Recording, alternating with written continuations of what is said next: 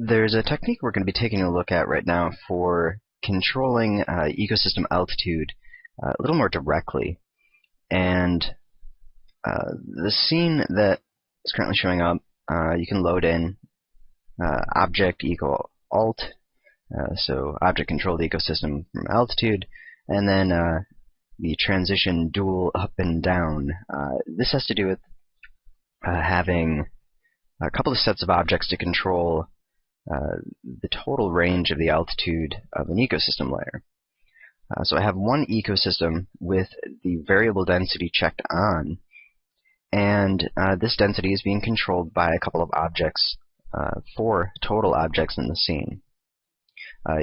Each set of objects, we have a lower and upper, so the lower altitude and the upper altitude, so the minimum and the maximum values of altitude.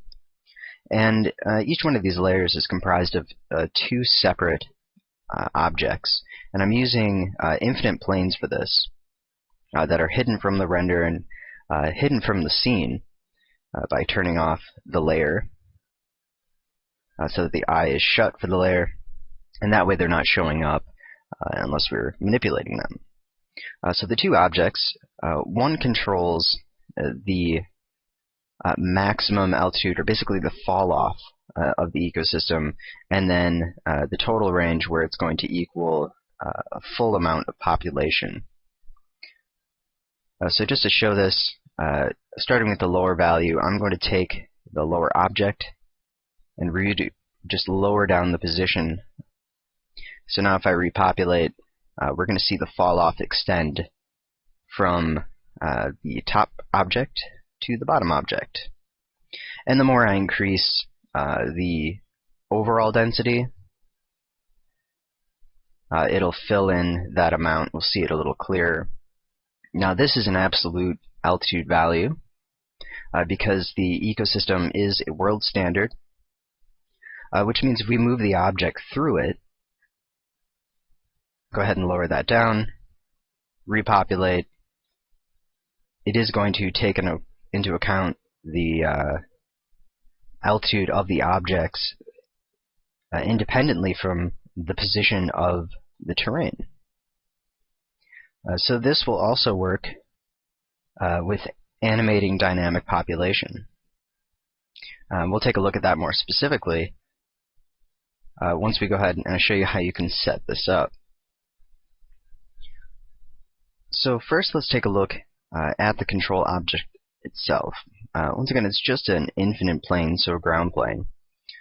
And while we're working with it so that it shows in the OpenGL and shows everything below it, I just created a custom material for it and just have transparency turned up a bit. That way you'll be able to see through the object and the rest of the scene, and allows you to set exactly where it's at. Another thing is I have all of the options checked within the aspect tab, so it's hidden from the camera, occluded from the buffer, and one of the most important things is hiding it from the ecosystem population. So in other words, if we have a decay near foreign objects turned on as a setting within the density, it's going to use that object to decay from it and use that as an influence. So if you're using decay near foreign objects, you really need to make sure that this control object doesn't have that setting on it, because otherwise it's just going to repel the ecosystem and rather than setting its placement. And what I did was add a layer for each set of objects. So this way what I can do is select the layer and now move both objects, or any of the objects that are in the layer, together. Makes it a little easier, and then select them independently if I want to move them that way. Also what you can do is hide them individually if you want to keep the entire layer turned on. Right now you can see both layers showing. If we turn on the layer, and then I could go through and hide just one of the layers if needed. Go ahead and turn that off, and I'm just going to hide the whole layer. Sometimes there's a few OpenGL problems with the hidden layers, so it's a good idea to just turn off the entire layer rather than individually per object. Another important thing is to make sure that it's hidden from the render, which you can do just by checking or clicking on the icon for the object, which will do the same thing as clicking on the little ghost, because we don't want this showing up in the render, unless you want to use it to create a mask. Other than that, we don't want it within the render. So all the controls and everything in the entire graph is set up within the material function. The objects themselves do not have a graph, don't really need one, although you could set up some extra controls with it. But this way, in the current scene, it's set up just with a material graph. So with the variable density checked on, we can go and edit the function and take a look at the setup. So each one of these groups controls different parts of the altitude. Here we have the lower altitude, and then the exact same setup for the upper altitude, just using different objects, and then an opposite output in order to make sure that it is subtracting rather than adding. You can ignore this altitude up in the top. This is just a constant number that I use to basically set up a meta node, or make it a little easier when converting into a meta node, so we have only one output rather than two. So it is just directly connected to the altitude. There's no other operations happening in between. So the main control, what we have is the smooth map filter. So you can add in a filter and change that over to smooth map. And the way this is set up, the upper value is connected to the lower object. Actually, in this case, it is connected to the top object, and I believe it is reversed for the other one. Because of the way this setup changes between the upper altitude and lower altitude will change.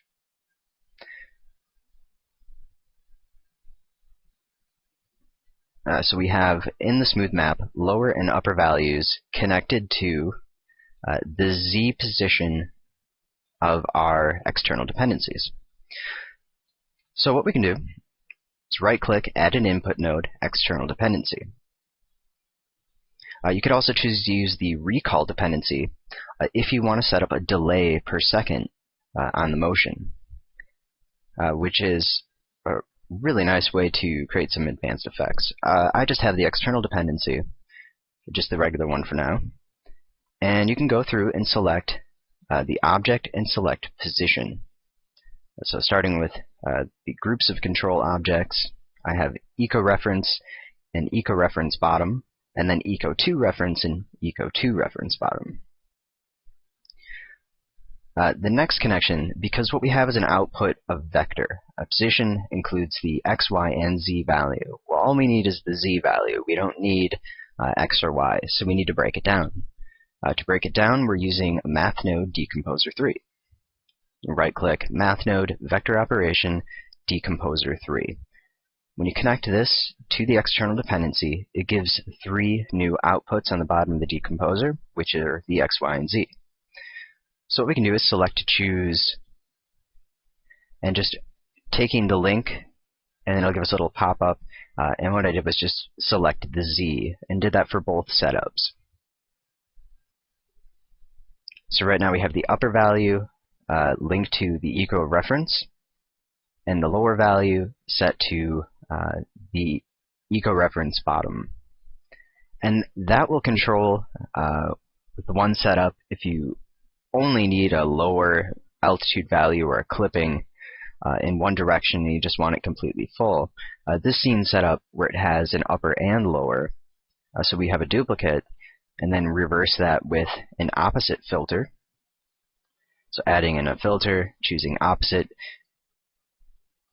and then if you copy and paste the setup, which is what I did, Control-C to copy, and then Control-V to paste, you will need to change the external dependencies to match the eco2 reference. So these are connected then with a Blender node. So this is a combiner. Over here we can see the combiner, set to Blender, and the ratio I have set up to a minimum amount. And that way it'll cut away rather than adding to it. And the ratio is just set to 1 because we don't need any additional controls.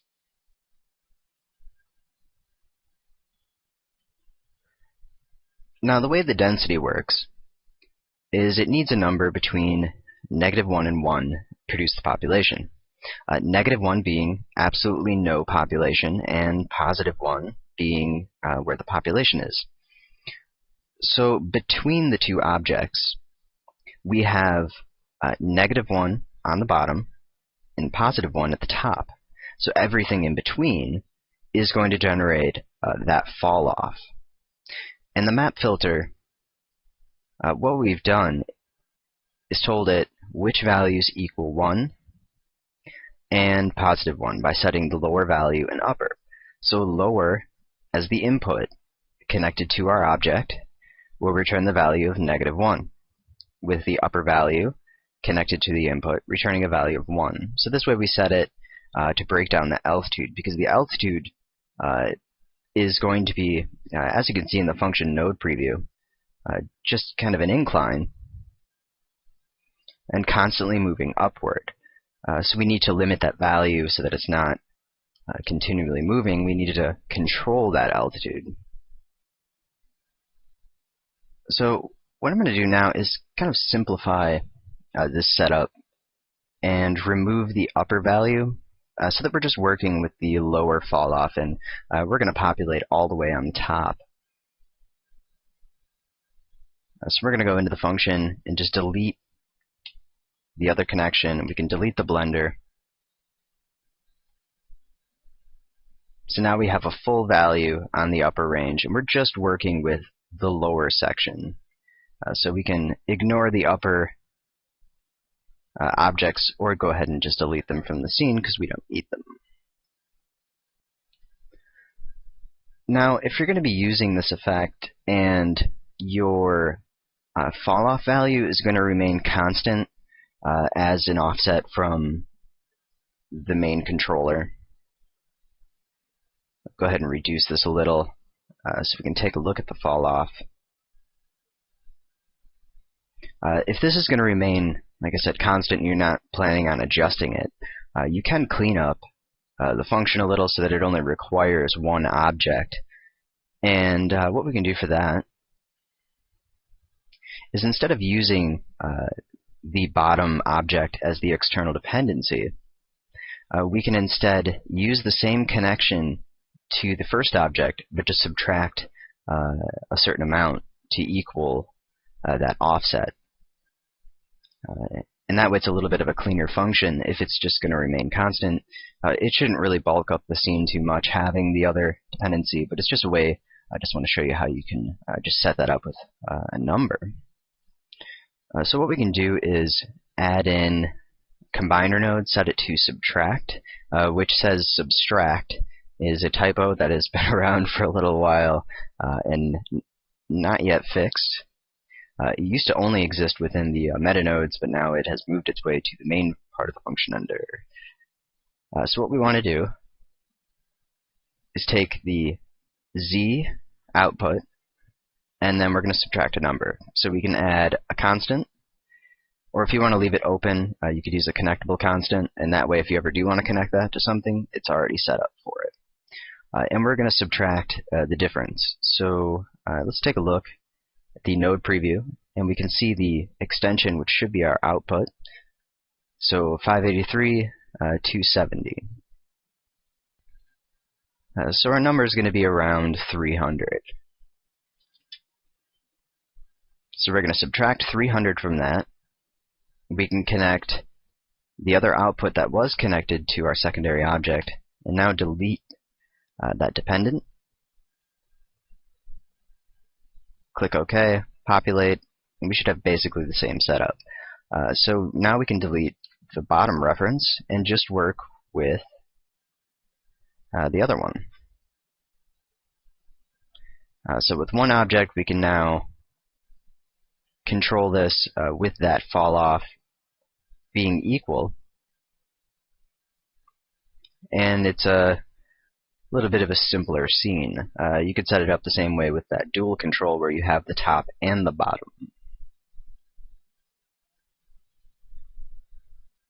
Now, I'm not sure if I mentioned this yet, but you can use any object to control the Z position and the position of the altitude. It doesn't have to be a ground plane. I'm just using it to crop out.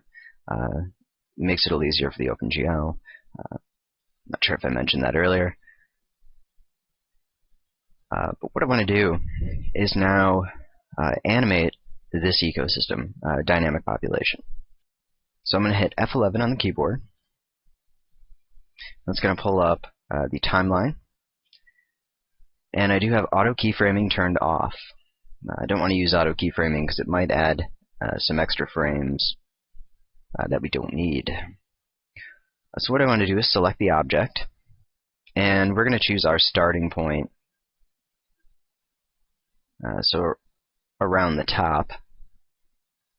If you want to have it off the object, you can do that too if you want to have absolutely no population to begin with. And then what I'm going to do is just scrub through the timeline to about 3 seconds, and then just grab that object, move it down to where we want the ending point to be, and add in a position keyframe. Now we may need to go back to the start and add in another keyframe to get that to work.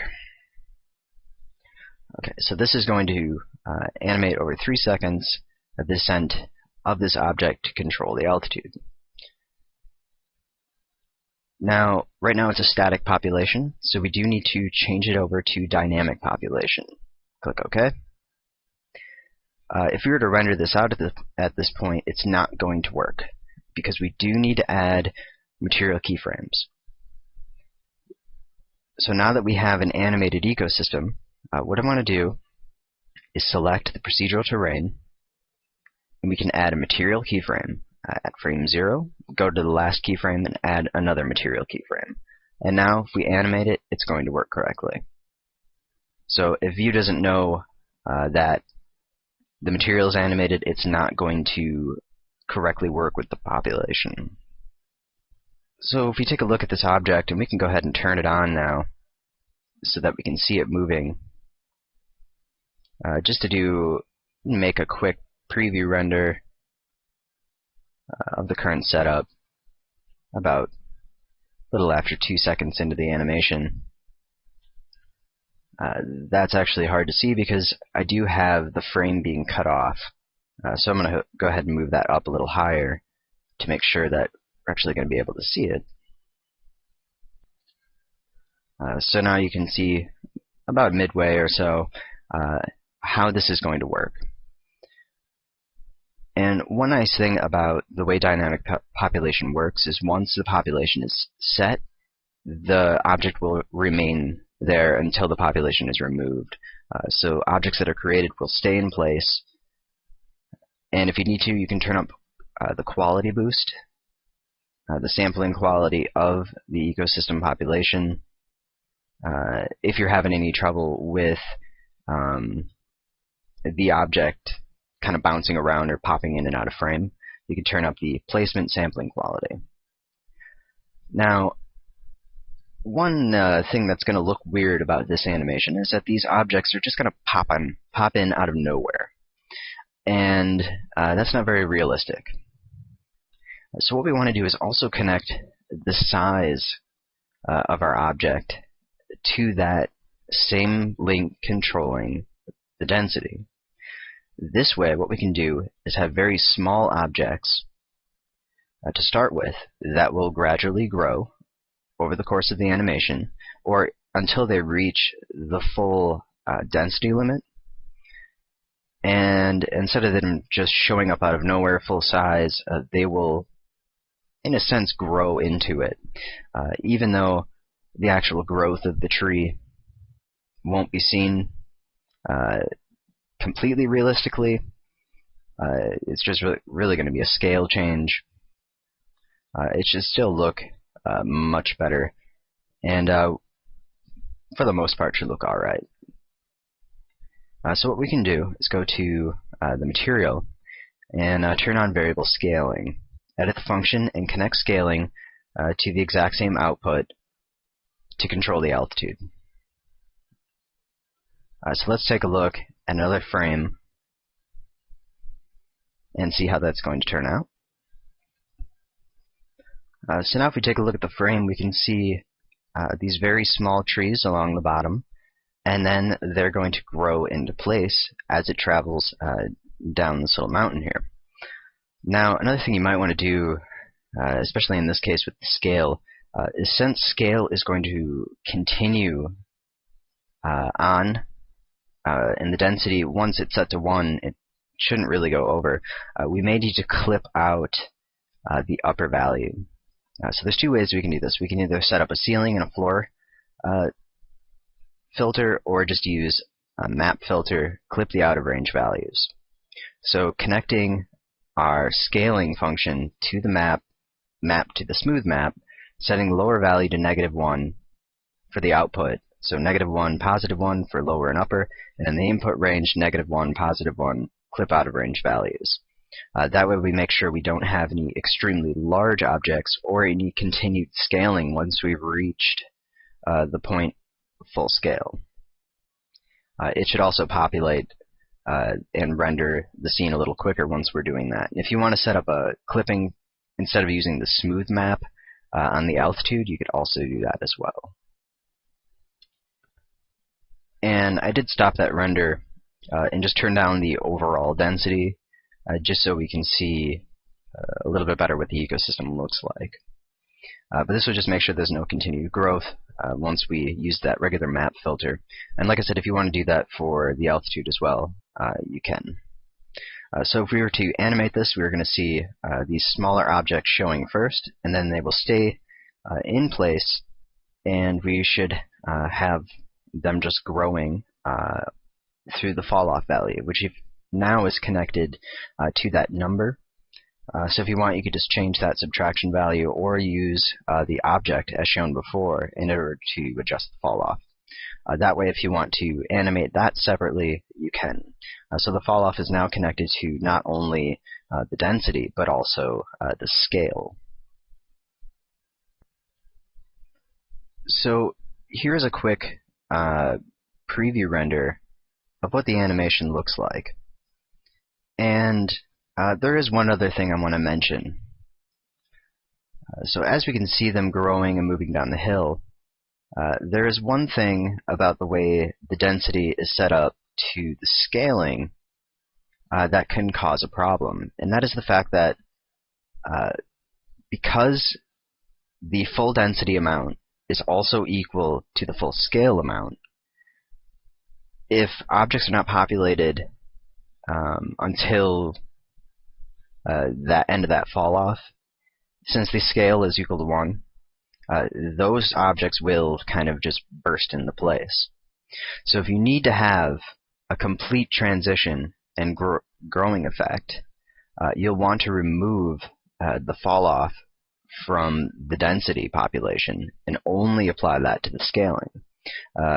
Because, like I was saying, they might just completely pop into place and not follow that scaling like the rest of the objects.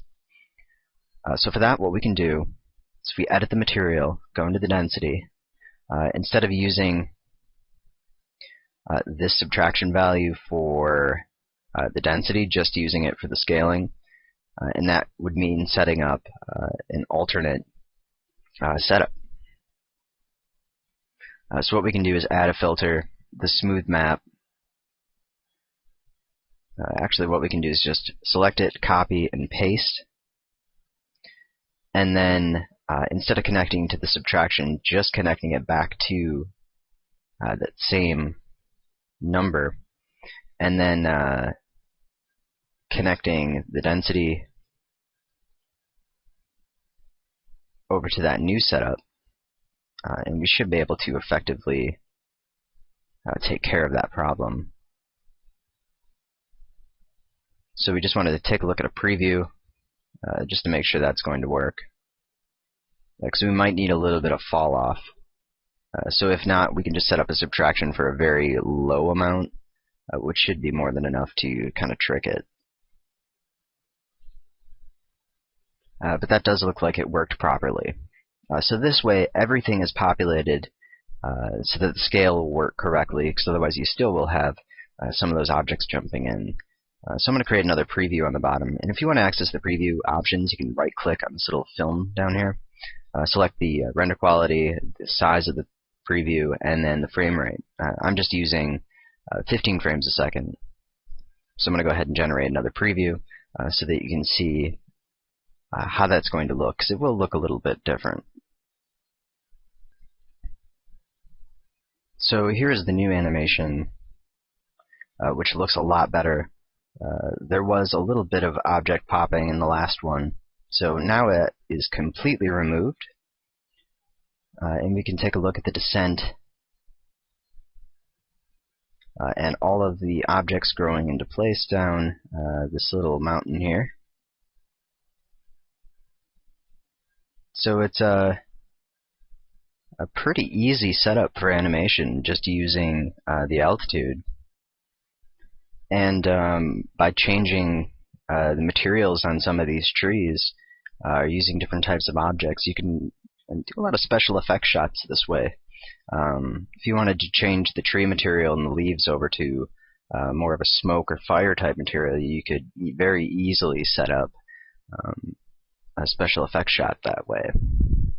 So also using that subtractive altitude as the original function with the other object, you could have kind of a ring going down. So a lot of things you can do with it.